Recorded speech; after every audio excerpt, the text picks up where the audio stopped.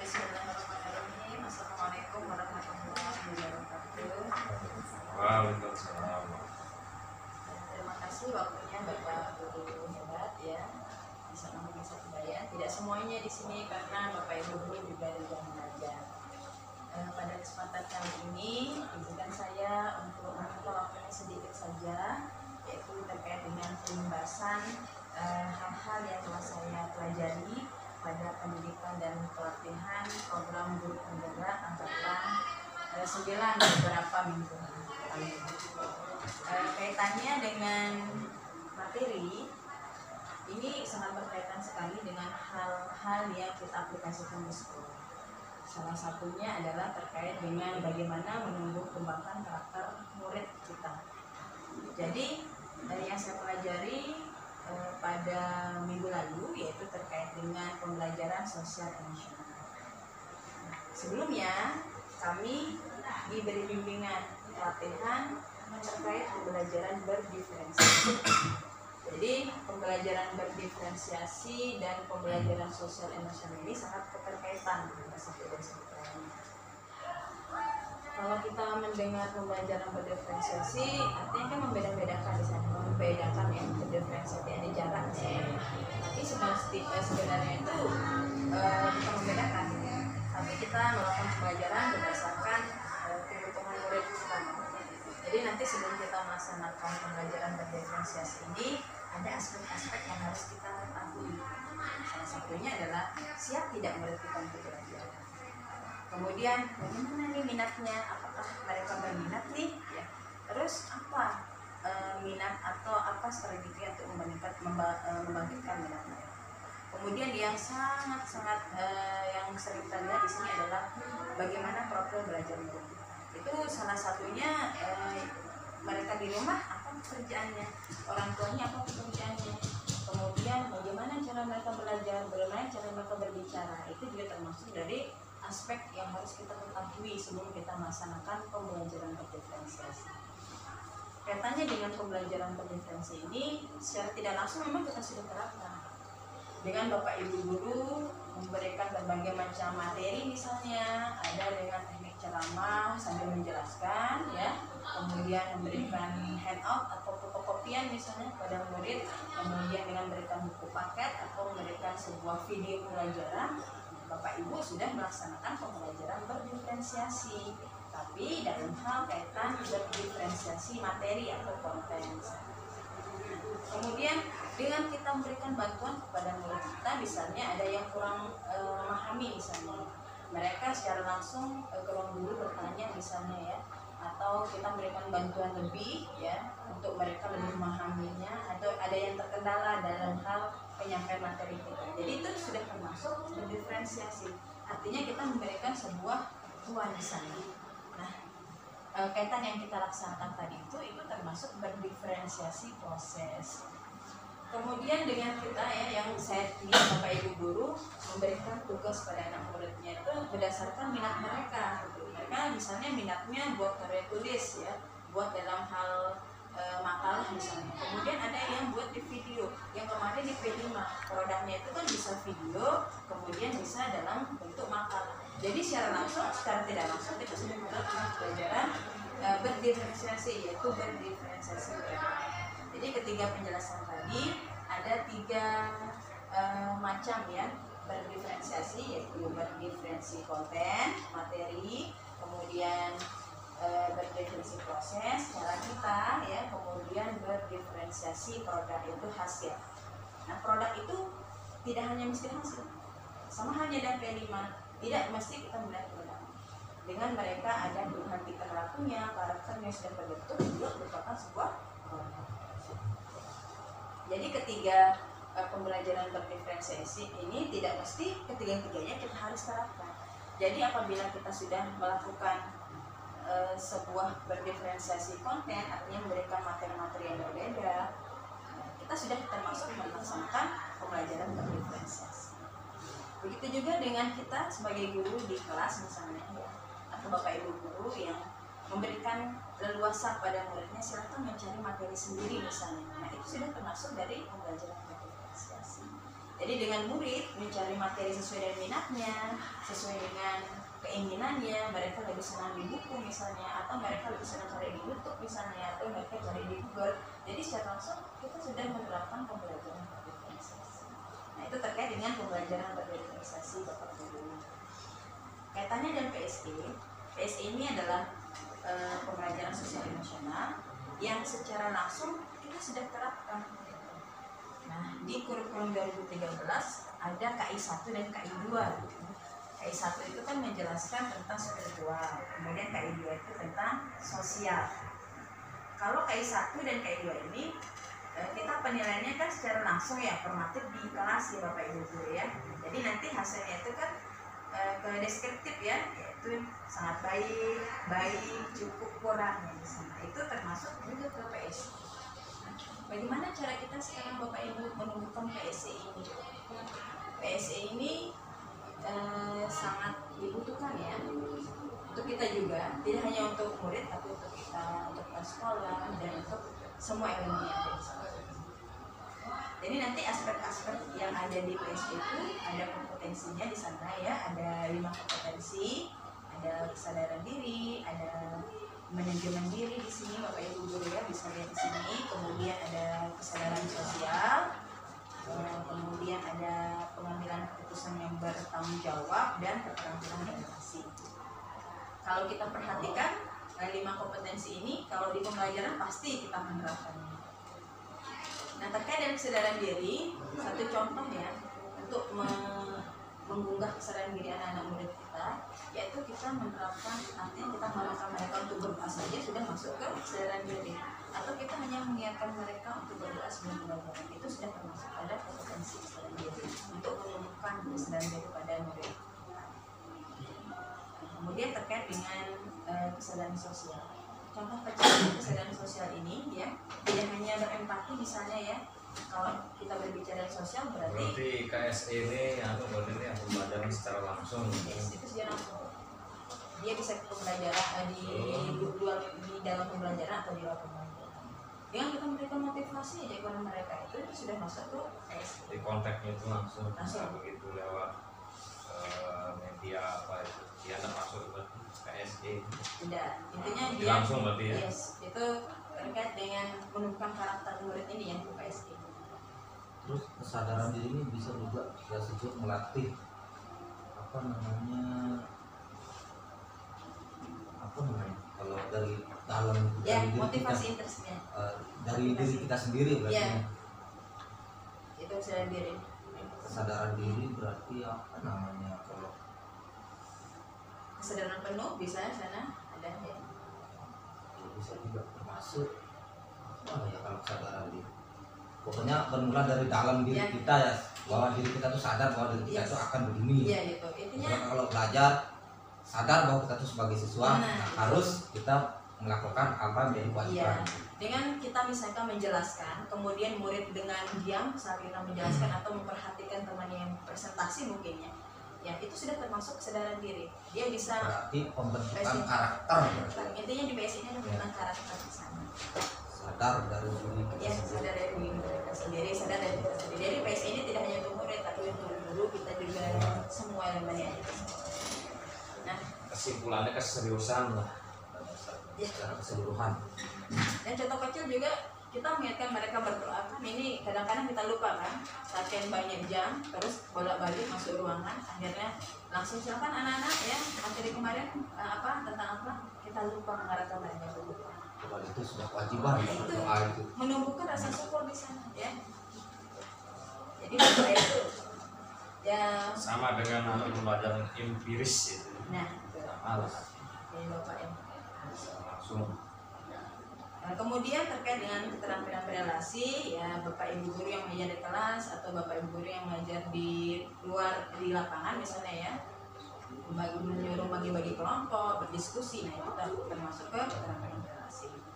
Kemudian dengan adanya penugasan gitu kan, terus mereka mengumpulkan tugasnya, nah itu KSE terkait dengan itu bertanggung jawab atau pengambilan keputusan yang bertanggung jawab. Atau kita hanya memberikan mereka stimulus, menanyakan apa yang kamu ketahui tentang ini, misalnya tentang logo atau apa, itu dia termasuk ke ini pengambilan keputusan yang bertanggung jawab.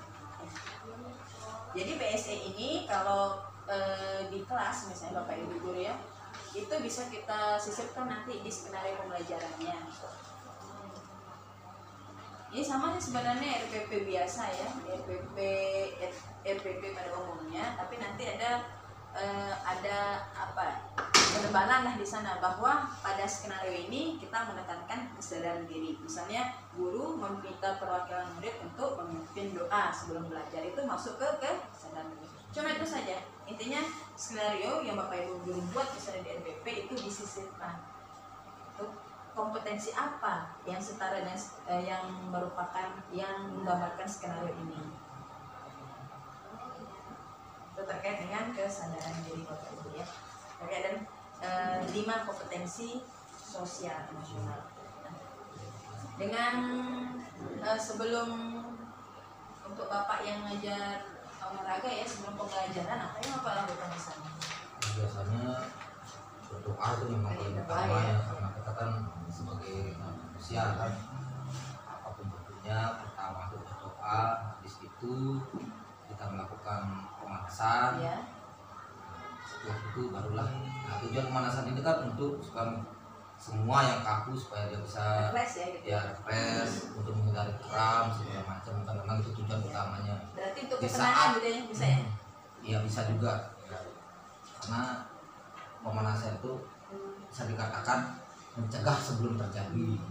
Karena di saat kegiatan inti nanti, kalau sudah semua otot yang ada di dalam tubuh kita ini sudah fresh, artinya sudah siap, jadi dia tidak kaku lagi.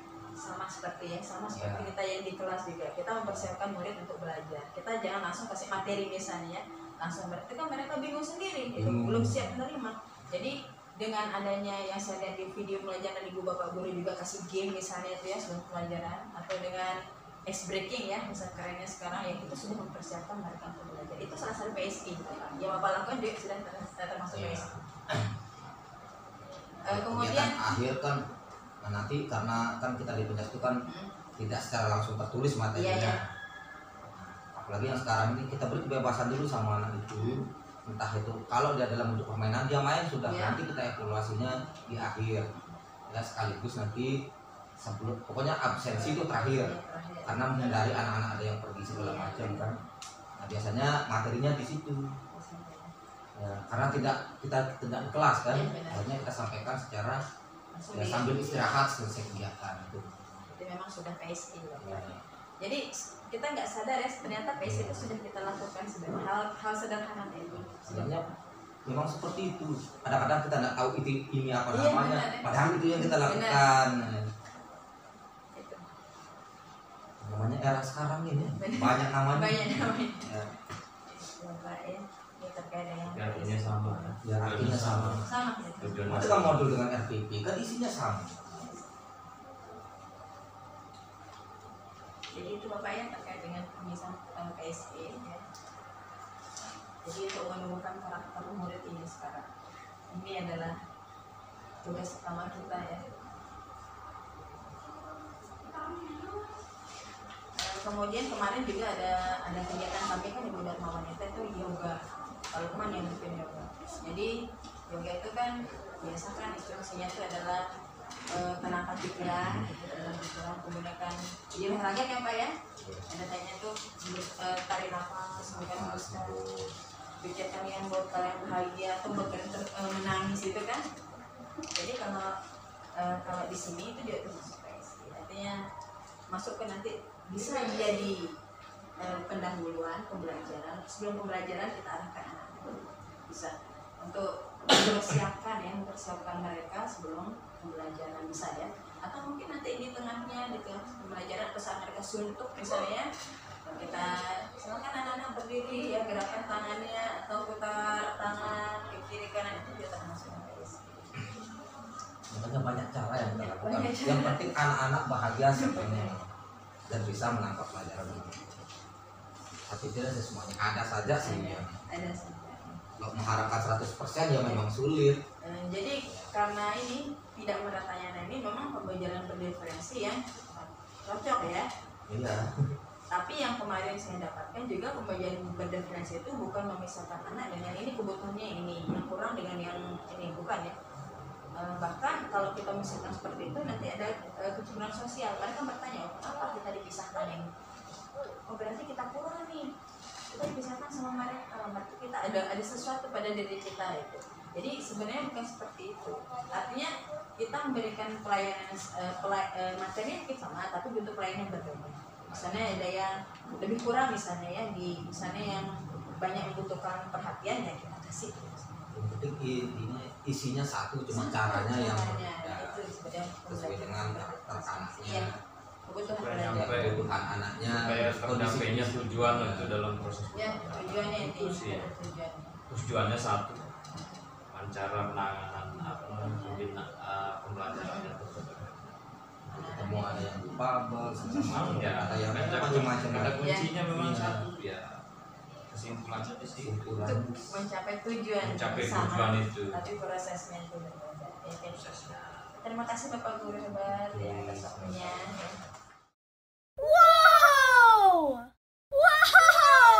Oke, bismillahirrahmanirrahim. Assalamualaikum warahmatullahi wabarakatuh. Jadi terkait dengan setelah kita sosialisasi kemarin, ternyata banyak hal yang kita tidak tahu maknanya tapi tetap kita lakukan dalam kehidupan sehari-hari, terutama kita saat mengajar sama anak-anak. Jadi banyak hal yang kita dapatkan dari sana. Jadi ya, dengan adanya kita rapat koordinasi kemarin atau sosialisasi kemarin mengenai guru penggerak tersebut,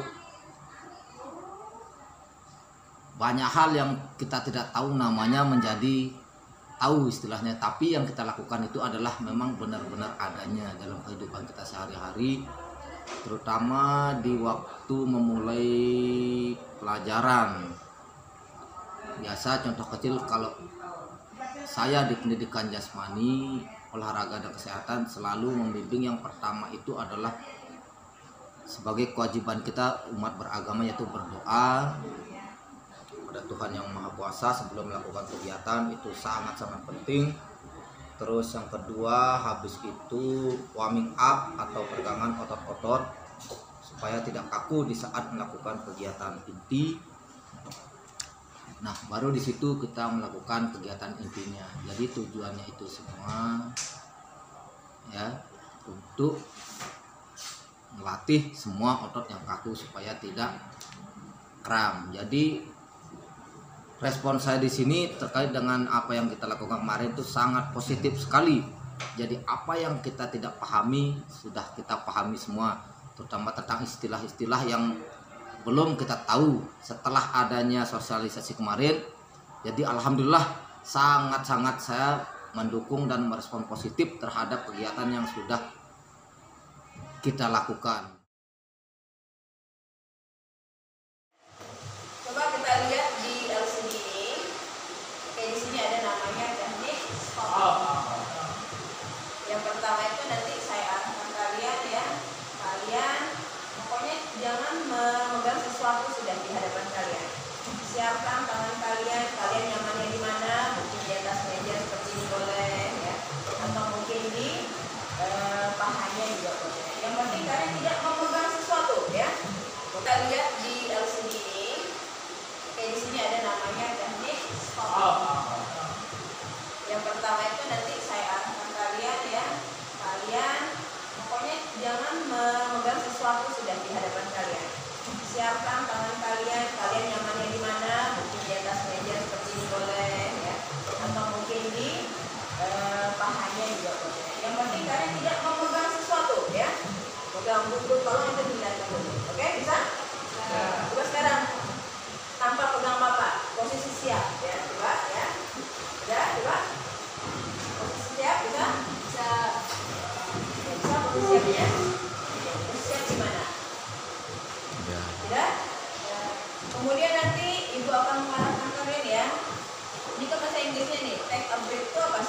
Ambil napas kan? Nah, ambil napas. Nanti ibu akan barengkan kalian mengambil napas, ibu hembuskan ya. Satu yang ibu minta nanti di sini ya, kalian merenungkan hal yang membuat kalian bahagia atau hal yang membuat kalian menangis, boleh ya? Atau sesuatu yang membuat kalian itu tersenyum kalau melihatnya, boleh ya? Kalian bayang-bayangin sudah. Pokoknya nanti kalian ikuti arahan ibu. Bisa? Oke, kita mulai ya. Oke, sekarang fokus ya. Fokus. Jangan pegang apa-apa. Sudah? Sudah siap? Oke. Kemudian pejamkan mata kalian. Coba pejamkan matanya. Tutup matanya. Tutup matanya coba. Yang di belakang coba tutup matanya. Oke. Tutup matanya. Tutup matanya. Tutup. Tutup matanya. Tutup. Semuanya tutup matanya. Tutup matanya. Tutup. Ya, tutup. Oke. Sudah. Oke. Kemudian tarik nafas pelan-pelan. Tarik nafas. Oke. Tarik nafas. Lalu tarik nafas perlahan. Kemudian hembuskan perlahan. Masih tutup mata kalian. Tutup mata kalian ya. Oke. Lagi lanjut ya. Tarik nafas. Oke. Tarik nafasnya. Kemudian hembuskan. Nah sekarang posisi kalian masih memejamkan mata. Kalian coba berpikir apa yang membuat orang tua kalian itu tersenyum. Apa yang membuat orang tua kalian bahagia. Posisinya masih tutup mata ya. Coba apa? Sekarang bayangkan hal itu bisa tidak terulang lagi. Kalian sendiri yang tahu jawabannya. Bisa tidak terulang lagi hal-hal yang membuat orang tua kalian itu bahagia. Oke, sekarang ya tarik nafas lagi. Tarik nafas. Oke, kemudian hembuskan perlahan, hembuskan. Masih posisinya tutup mata kalian. Oke, sekarang pernah nggak kita bersyukur dengan Tuhan kita? Nah, pernah nggak kita bersyukur? Dan sekarang rasa syukur itu seperti apa? Kalian tahu sendiri kan jawabannya. Ya. Berterima kasih pada jantung yang masih memompa darah kalian. Oke ya, tutup ya. Tutup, masih tutup matanya. Berterima kasih pada denyut nadi yang masih berdetak ya. Oke, tarik nafas lagi. Kemudian hembuskan. Perlahan hembuskan. Oke, silakan buka mata kalian.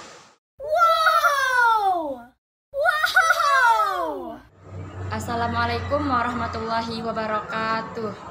Perkenalkan, nama saya Nusuma Wistri. Saya dari kelas 11D. Setelah saya melakukan teknik stop, saya merasakan hawa yang berbeda dari sebelum saya melakukan teknik stop.